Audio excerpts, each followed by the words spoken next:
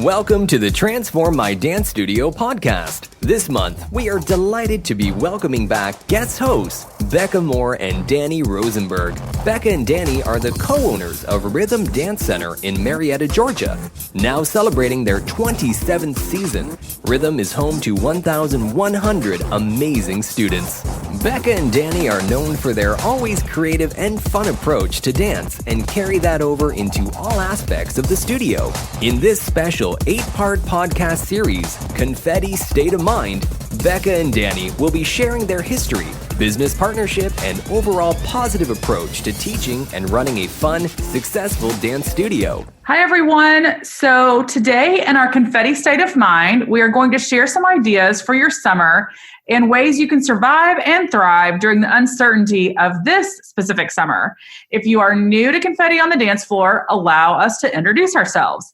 I'm Becca Moore. And I'm Dani Rosenberg. And together we own Rhythm Dance Center in Marietta, Georgia. We are home to over 1,200 dancers, and we are beginning our 28th season.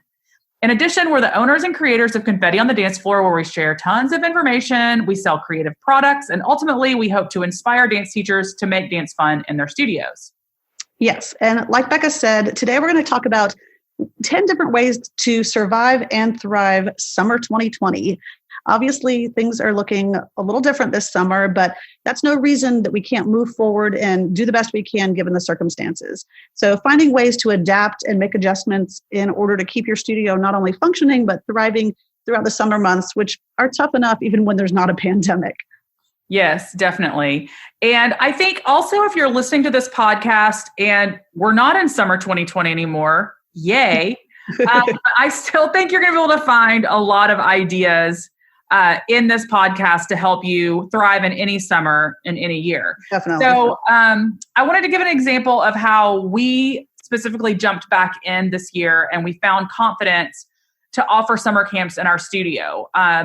So we just wanted to share this with you. So we had already had all our summer camps planned and scheduled for this summer. And honestly, we had lots of dancers enrolled when the quarantine started. So all that was in place. And then the uncertainty we had in May was, is anybody going to even want to do dance camp this summer? Is everybody going to want their money back? Like, how are we going to navigate this? And I think the most important thing to remember is that you absolutely need to navigate it and figure out a way to make it work for multiple reasons. This is very important. One, you want to make sure that your families and customers know that you want to continue to provide dance education and value for them. And you may need to get creative and flexible, but we definitely don't suggest closing down for the summer. So what we did was at the end of May, we sent out a survey to the dancers that were registered.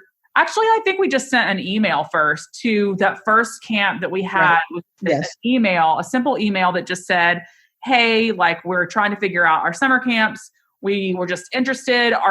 What we were wondering if would you feel comfortable coming in to the studio? Because at this point, we're in Georgia and they had announced already that summer camps were going to be allowed, but we just didn't know, even though they were going to be allowed, we didn't know if people would be okay.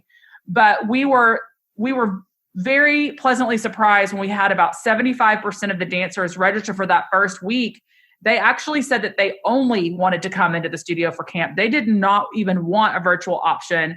I think that they were just kind of burnt out. And I think that ready to get out of the house and do something with their little ones. Yeah. The parents they wanted their kids to interact and get out of the house and get into some activities. So once we got that, we were like really, really excited. And then we actually did create an official survey that now we are sending out 2 weeks prior to every dance camp that we have to see what each family is comfortable with. Because obviously you have different families with different comfort levels and you need to respect that. Right. So we did. So if they weren't comfortable, we offered, first of all, a credit in hopes that they would want to keep the credit with us and use that for the fall. But if they didn't, then we refunded their money. And then we opened up the camps for more registration and let people know that we would be, in fact, having summer dance camp in our studio. And we ended up opening for our first week of dance camp with 2 full camps. So which was 2 weeks ago at this point. So like early June. So we felt pretty fortunate that we were able to do that. Yes. So now we're right in the middle of it. We're continuing to offer the camps. We are obviously taking all the precautions and following all the guidelines that our state has put into place for us, and we're doing that. And I can tell you, though, that our dancers and parents and our teachers are beyond thrilled to have their kids back in the studio. So make sure that you can try to do that, first of all, to try to get some confidence in getting the kids back in your studio. Yes. So now we're going to move on and we're going to share 10 ideas to help you survive and thrive this summer in your studio. So we hope you can find some inspiration in some of these tips. The first one is to consider offering some Zoom dance parties. So over our spring break, we offered several free dance parties via Zoom. We had just our spring break fell right at the very beginning of the quarantine. So we had just started Zoom. We were trying some things out, and we needed to keep the kids engaged, especially since they were home during spring break and not at the beach. So we did a few free dance parties via Zoom, and we ended up having a great turnout. So now we're going to be offering those throughout the summer. But this time we're actually going to be charging just a small fee, but because it's virtual, you don't have to limit the number of dancers attending.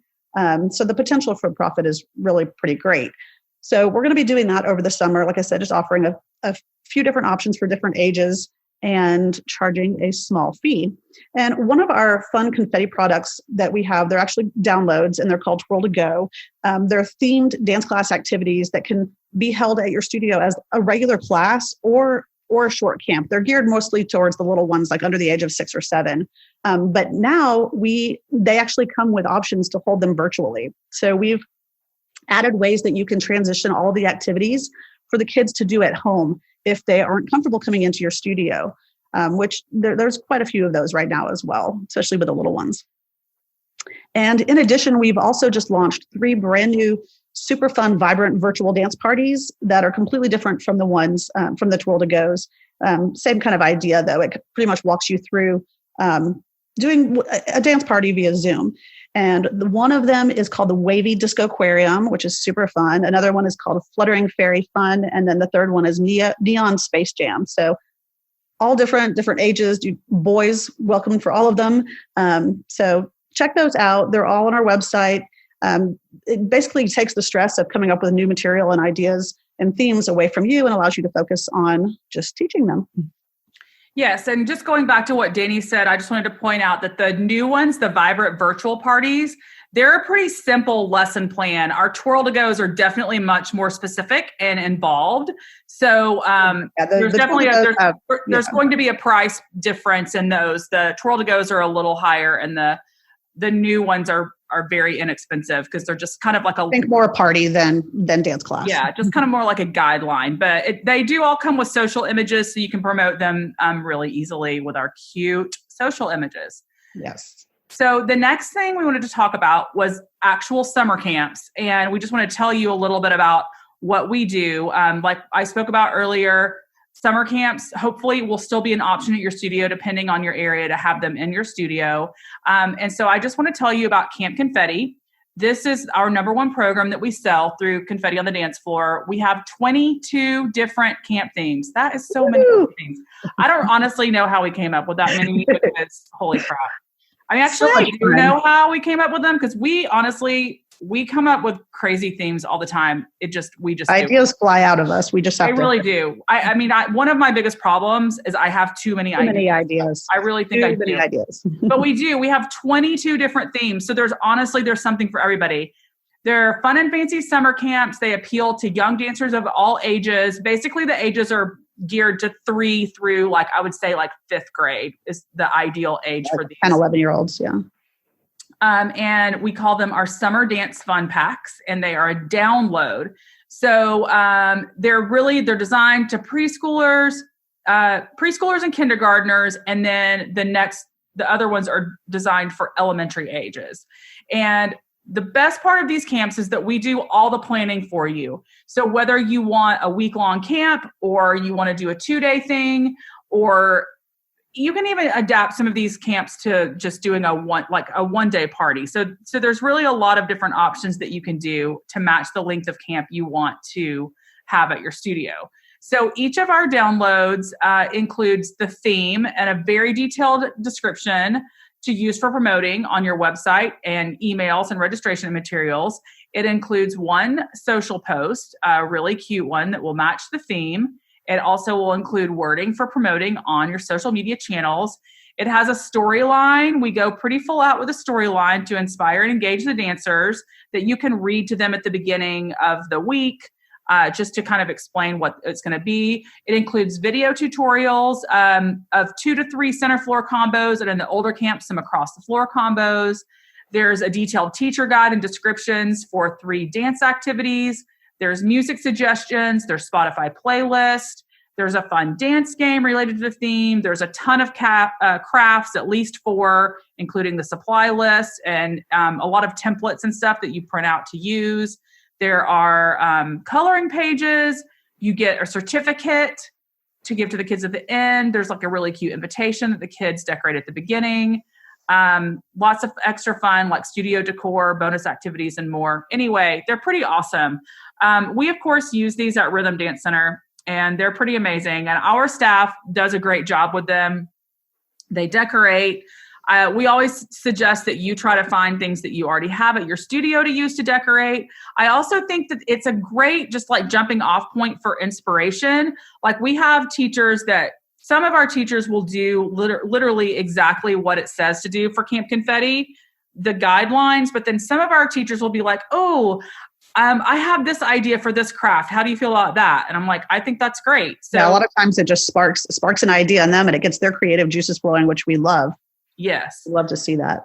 So if you want some more information on our Camp Confettis, you can check out our website at confettionthedancefloor.com, or give us a call or email us, and we'd love to help you out with these. But you should definitely check them out because there are lots of great ideas. We have heard from some that they are lifesavers for during the summer. Yes. They save lots of time.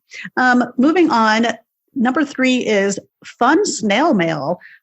Depending on where you are, there's many people in the country that are still sheltering at home, or they're just making the choice to stay inside for the summer for safety reasons.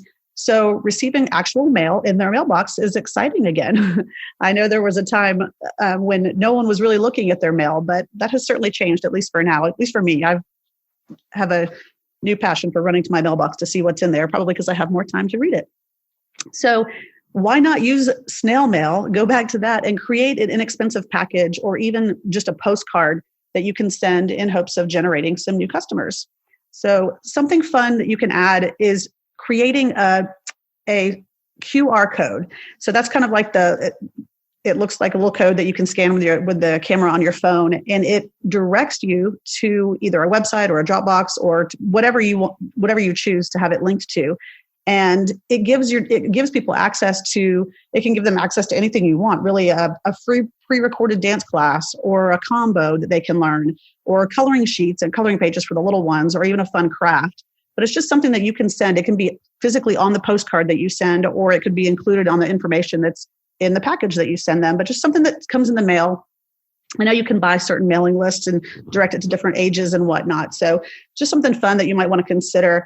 Anything fun that would get them interested in your studio and be a reason to contact you for more information.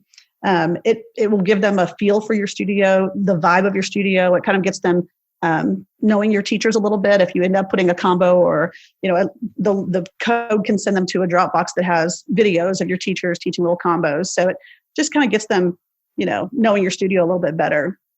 You can kind of think of it as a free trial class in their mailbox.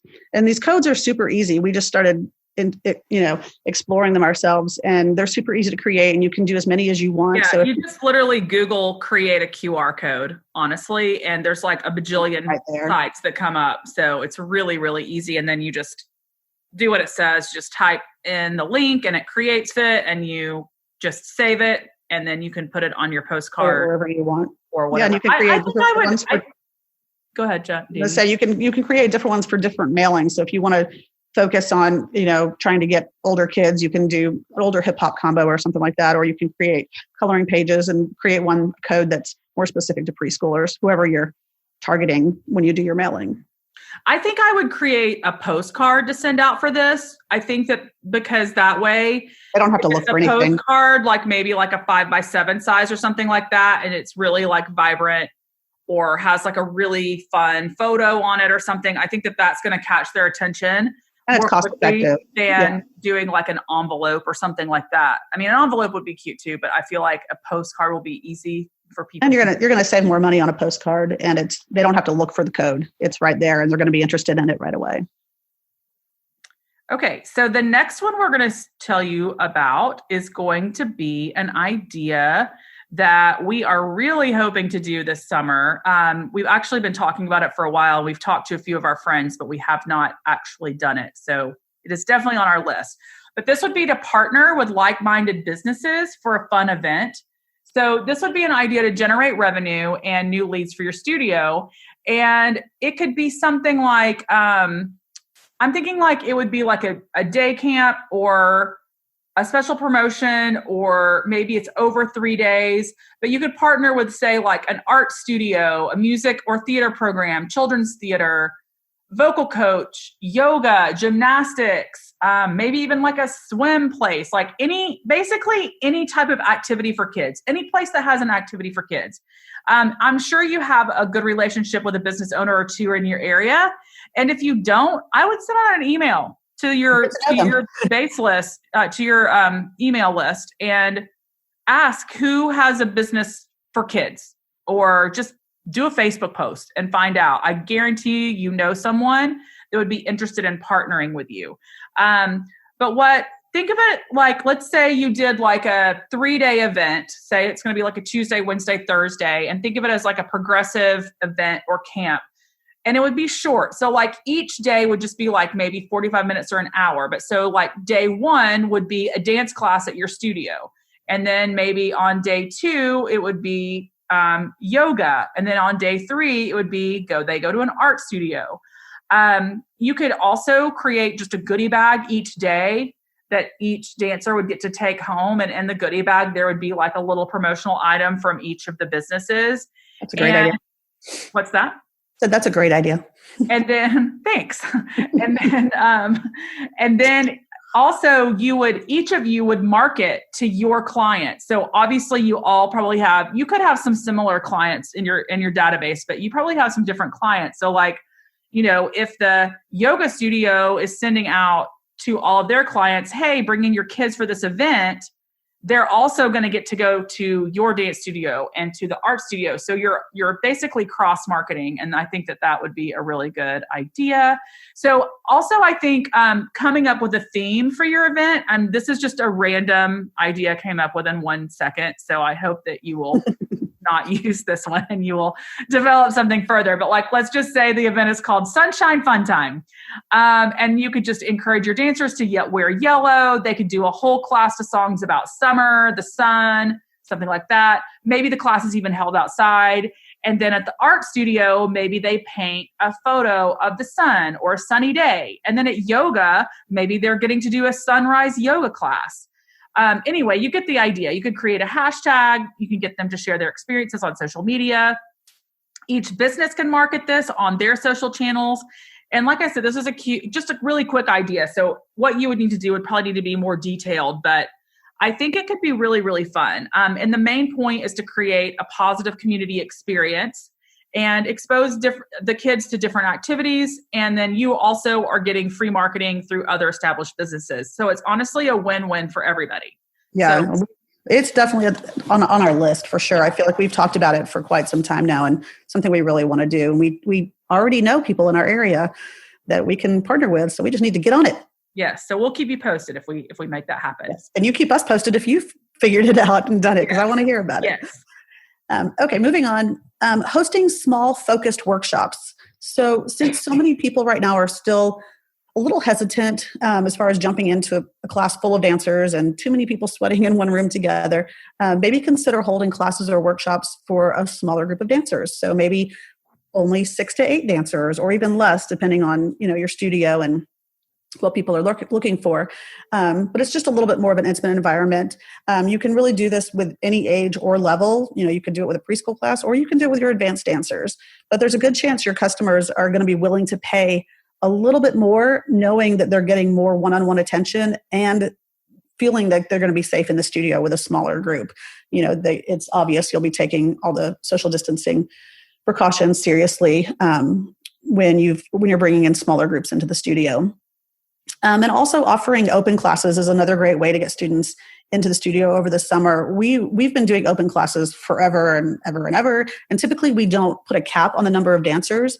But since we're having to be more aware of our numbers right now, for this summer, they're having to reserve a spot for their class because we are putting a cap on it. And since there's only so many spots available, they're jumping on it a little faster so that they don't miss out on class. So that's just, again, another great way to bring some revenue into the studio. And when they know that there's limited space, they're more likely to jump on it and get signed up so they don't miss out.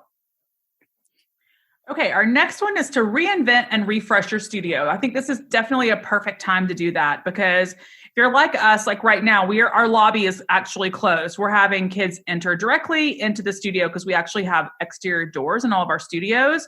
So your lobby is probably kind of vacant right now. So it's a perfect time to refresh.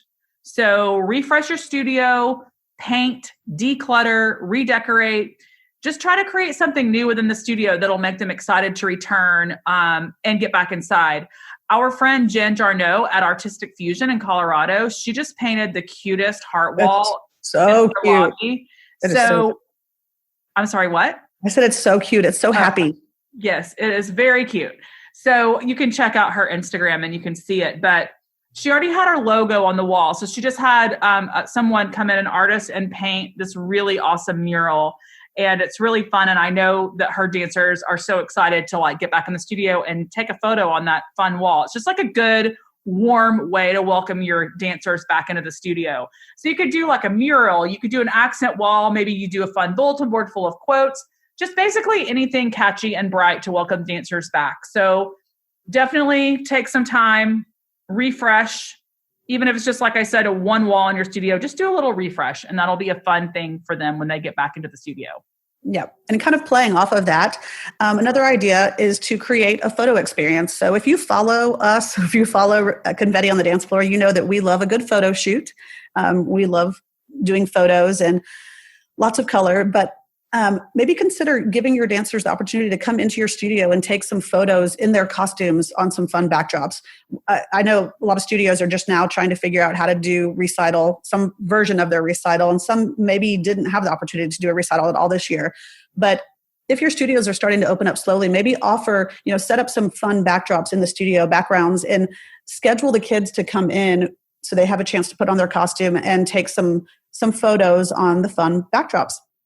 And there's different ways to approach this. One could be setting up the backdrops throughout your studio to ensure proper social distancing and allow them to schedule a specific time to come in and let them take as many photos as they would like for no charge. Just let them come in. Just this simple gesture and free opportunity might make them consider registering for a camp later in the summer or even registering for next year. Two, schedule them to come in, but have a professional photographer set up, or you can do it yourself. iPhones are incredible these days. You can even take the photos yourselves and charge them either a sitting fee or provide a few different package options for them where you can bring in a little revenue on it yourself. And three, you can also just look at it as a marketing tool. It'll give you a chance to get people back into the studio if you've been closed, that maybe are not comfortable yet with taking classes. But when they see how hard you've worked to create a safe environment and that you're taking all the necessary precautions, it may give them the confidence to sign up for future classes or camps. And they're going to post those pictures all over their social media and tag you, which is going to be a great marketing tool for you. Yes. So speaking of social media, our next one is to keep consistency in your social media presence. So in our first podcast in this series, we talked about your Instagram, or we talked about our Instagram kind of feeling like our lobby, like during the whole quarantine, like Instagram was definitely like our virtual lobby. So I really think this is true during this time. So if you think of it that way, what do you want your customers to see? Make sure you have a consistent plan or a formula to cover all your bases. Think about the different aspects and areas of your studio. For example, you want to make sure your preschool dancers are represented, your company dancers, your teen dancers, your faculty, maybe your lobby and your dance studio, maybe you're giving tours. Just make sure that you're posting all these different parts of your studio on a regular basis. So when someone walks into your studio or walks into your lobby, you really want them to get your personality and the feeling of your studio right away. So this same thing applies to your social channels. So keep your branding consistent and show all aspects of your studio that represent you. And then you also can use Instagram stories. They're so easy to interact with. There's so many options on stories now. You can do questions and polls and quizzes. And that is just another way to interact with people that are wanting to interact with you. That's why it's called social media. You want to be social. I think it's important too, if someone comments on your post, make sure you respond to them, even if it's just like responding with a few emojis or something. And then if someone tags you, also make sure you comment. If you have a hashtag for your studio, make sure you're searching for that on a regular basis and see what people are posting, so you can also comment on that post. Just again, social media should be social. So make sure you're creating conversations and you're using your platforms to show off what you're all about. Yes. Next, we're going to talk about company intensives. And this may seem somewhat obvious to most of you, but we've always required all of our company dancers to attend our in-house summer intensives. Many of them choose to do outside of intensives, but we hold intensives within our studio with our teachers for all of our companies, for all levels of all ages, and it's required. And this year is really no different. Of course, we're ready to pivot yet again if we need to and adjust things according to our state guidelines at the time of the intensives, but our families know that it's a requirement, so they're prepared to attend and pay the appropriate fees no matter what. We tend to do our company intensives more towards the end of the summer, so hopefully, all fingers crossed, most of our dancers are going to be able to attend and their families are going to feel comfortable with them attending in the studio. But if we have any that are not comfortable at that point, of course, we're going to be happy to work with them. If that means setting up a camera in the back of the room and they can zoom in for some of their classes, or maybe they'll make up some of the classes when we get back to normal schedule in the fall, then that's what we're going to do. It's obviously a very different summer this time, so we'll do all we can to work with everybody, but they do know that it's a requirement and they're prepared to attend and pay the appropriate fees. Yeah, and we have a lot of different levels, and that's one of our biggest money makers over the summer is those requirements for all those different levels, and we're requiring them for all of them, even our little invitation-only classes where they have just a very, very minimal requirement. We're gonna, if they're not comfortable coming in, we are gonna have a few Zoom options for them that they'll have to take, but we're definitely requiring those. And I think you should always require something for your company dancers or your invitation-only dancers. That's just a great way to keep consistency in your studio over the summer and keep kids in your camps and your classes. So yeah, and not doing that already. If you don't have a required intensive for your company dancers, you need to start that, because that is really important. Yeah, it's also showing their commitment. It's, proving their commitment to you. If they're committed to going to competitions and doing all of that as your company, then they can fully commit to dancing over the summer a little bit. Yes. Okay, so our last one is plan a grand reopening. So think of this as like an amplified studio tour. Most of us do open houses in the summer at the, when we're welcoming people back.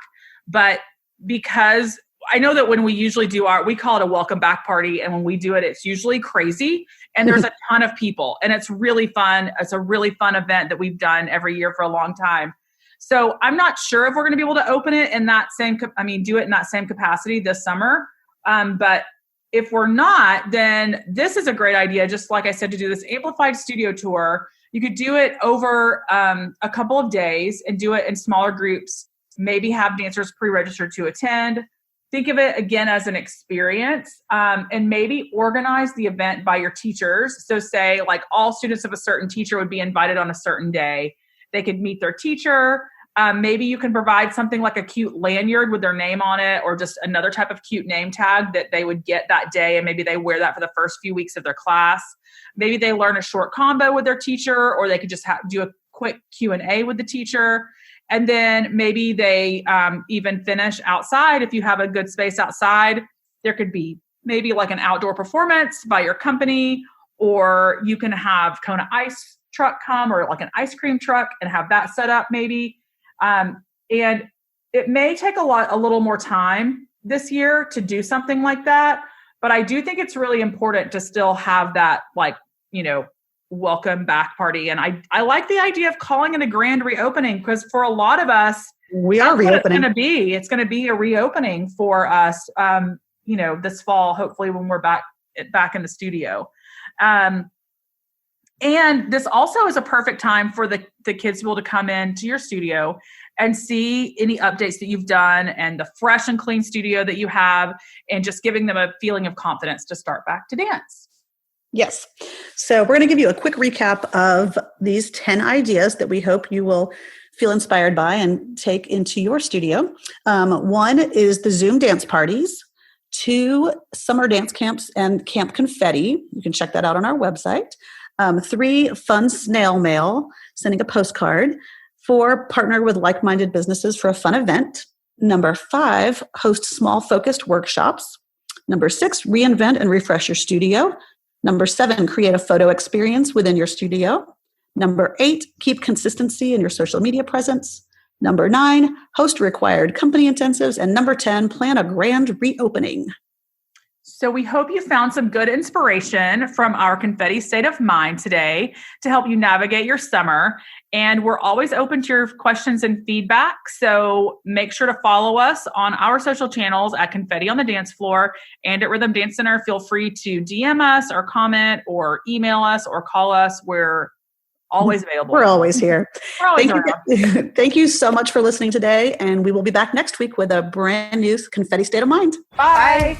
We hope you enjoyed today's episode of the Dance Studio Doctor, powered by the Transform My Dance Studio podcast. Don't forget to join us over in the Dance Studio Owners Hub Facebook group for more resources and support in growing the dance studio of your dreams while reclaiming your life.